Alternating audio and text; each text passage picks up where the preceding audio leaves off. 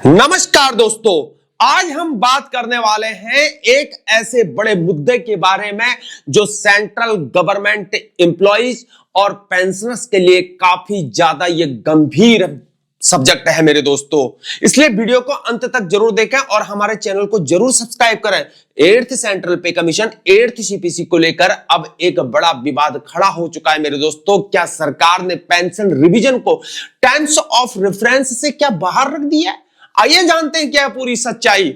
मेरे दोस्तों, सरकार ने हाल ही में 8th सेंट्रल पे कमीशन का गठन कर दिया है। शुरुआत में तो गवर्नमेंट एम्प्लॉयज के यूनियंस ने इसका स्वागत किया था, लेकिन जब इसके टर्म्स ऑफ रेफरेंस यानी कि टीओआर की बारीकियां सामने आई तो एक बहुत बड़ा सवाल खड़ा हो गया मेरे दोस्तों। पता नहीं कौन सा खेला चल रहा है। पिछले सभी पे कमीशंस में करंट पेंशनर्स के लिए पेंशन रिवीजन स्पष्ट रूप से शामिल था, लेकिन 8th सीपीसी के टीओआर में यह बात साफ नहीं है। भारत में लगभग 69 लाख सेंट्रल गवर्नमेंट पेंशनर्स हैं जो इस फैसले से सीधे प्रभावित होने वाले हैं। यह इतना महत्वपूर्ण क्यों है आखिर? क्योंकि अगर पेंशन रिवीजन को बाहर रख दिया जाता है तो पुराने पेंशनर्स को नए पेंशनर्स की तुलना में बहुत कम पेंशन मिला करेगी, भले ही वे एक ही रैंक और एक ही सर्विस में रहे हो। अब आइए राज्यसभा के इस महत्वपूर्ण सवाल को समझते हैं मेरे दोस्तों। Rajya Sabha question number 252 asked by Shri Javed Ali Khan और श्री रामजी लाल सुमन का। क्या है वे तीन मुख्य सवाल? वो है पार्ट 1, क्या सरकार ने रिसेंटली 8th सीपीसी का नोटिफिकेशन को जारी कर दिया है? इसके टर्म्स ऑफ रेफरेंस आखिर क्या है? वह पार्ट बी को समझते हैं। क्या गवर्नमेंट डीए-डीआर को बेसिक पे के साथ मर्ज करेगी? यह एक तत्काल राहत के तौर पर होगा। और पार्ट सी क्या है? क्या पेंशन रिवीजन को 8th सीपीसी में शामिल नहीं किया जाएगा? अगर हां तो आखिर क्यों? देखिए, पार्ट सी सबसे इंपॉर्टेंट क्वेश्चन है यहां पर। यह एक ऐतिहासिक बदलाव होगा। चिंता इसी बात की तो है मेरे दोस्तों, नंबर 1 पेंशन रिवीजन का ना होना। अगर सरकार ने सच में पेंशन रिवीजन को 8th सीपीसी के दायरे से अगर बाहर की ओर रुख दिखा दिया तो यह पहली बार होगा और 69 लाख पेंशनर्स के लिए यह बहुत नुकसानदायक साबित होगा मेरे दोस्तों। वह पुराने और नए पेंशनर्स में असमानता लाएगा। उदाहरण के लिए समझते हैं इसको, एग्जाम्पल के तौर पे समझते हैं।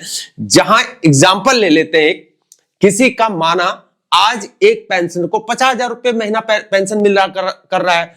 अगर उनके बाद कोई नया पेंशनर आता है तो उसे शायद 70,000 रुपए मिल सकता है।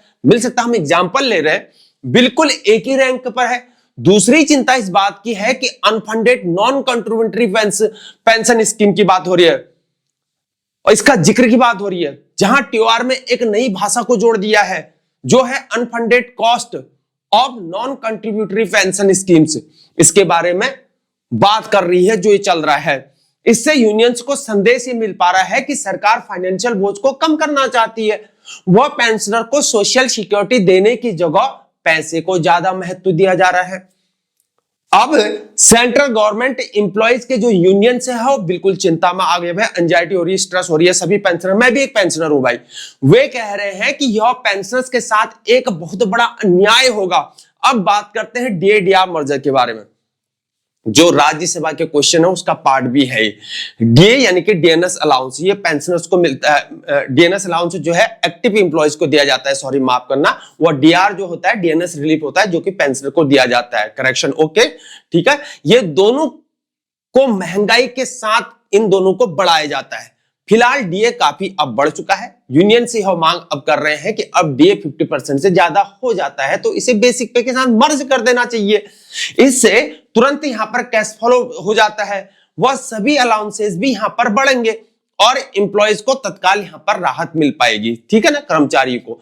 जहां यूनियंस का यह कहना है कि हमें 8th सीपीसी के लिए 2027 तक इंतजार करना ही नहीं चाहिए।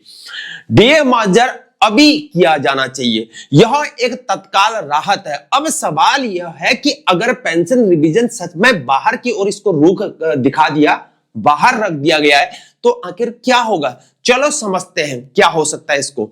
एक सिनारियो लेते हैं, पेंशन रिवीजन नहीं किया गया 69 लाख पेंशनर्स को पुरानी पेंशन फॉर्मूलाज के साथ रहना पड़ेगा।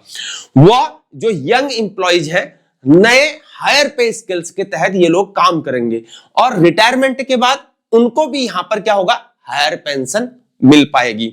नतीजा क्या रहेगा, यही है मेरे दोस्तों, फेयरनेस ही नहीं रहेगा।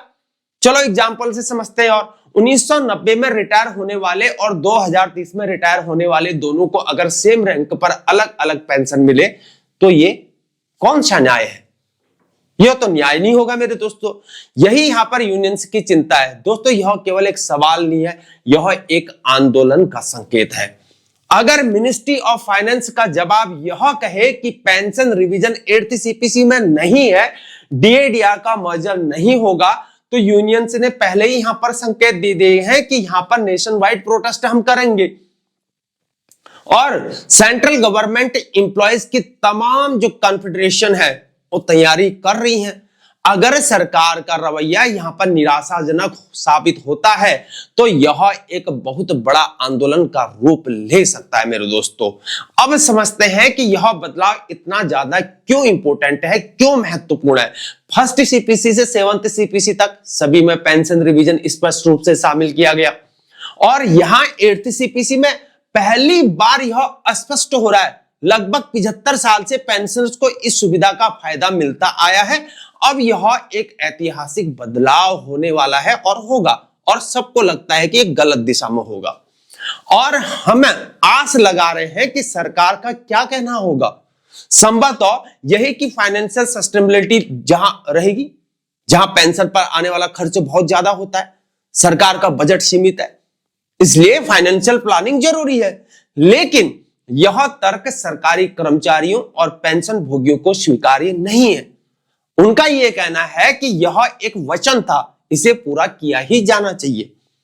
अब क्या राज्यसभा में यह क्वेश्चन पूछा जाएगा और क्या मिनिस्ट्री ऑफ फाइनेंस का ऑफिशियल क्या कोई जवाब आएगा और क्या उस जवाब में तीनों इन सवालों का क्या आंसर होगा, जबकि यह जवाब बिल्कुल साफ होना चाहिए। कोई यहां पर एम्बिग्यूटी नहीं होनी चाहिए, मतलब यहां पर कोई अस्पष्टता नहीं होनी चाहिए। दोस्तों, अगर आप सेंट्रल गवर्नमेंट एम्प्लॉयज हैं या पेंशनर हैं या किसी पेंशनर की फैमिली से संबंधित हैं तो आपको इस इश्यू को जरूर समझना चाहिए। यह आपको सीधे प्रभावित करने वाला है और करेगा। कृपया इस जानकारी को जरूर शेयर करें, अपने कलीग्स के साथ करें, अपने फैमिलीज के साथ करें और सोशल मीडिया पर करें। दिसंबर में जो यहां पर लोकसभा और राज्यसभा चलने वाली है, हम एक विस्तृत वीडियो इस बारे में बनाएंगे जिसमें गवर्नमेंट का ऑफिशियल रिस्पांस और उसके मायने हम आपको समझाएंगे। तो मेरे दोस्तों, यही है 8th सेंट्रल पे कमीशन के बारे में पूरी एक कहानी, एक ऐसी कहानी जो 69 लाख पेंशनर्स के भविष्य को ये सीधे प्रभावित कर सकती है। अगर आप इस तरह की महत्वपूर्ण जानकारी अगर आप पाना चाहते हैं तो हमारे चैनल को जरूर सब्सक्राइब कर दीजिए और बेल आइकॉन को प्रेस कर दीजिए ताकि नोटिफिकेशन मिले। हमारे कमेंट सेक्शन में बताइए इस बारे में आप क्या सोचते हैं। क्या पेंशन रिवीजन 8th सीपीसी में होना चाहिए या नहीं? धन्यवाद मेरे दोस्तों, मिलते हैं अन्य रिपोर्ट के साथ। तब तक के लिए जय हिंद, भारत माता की जय।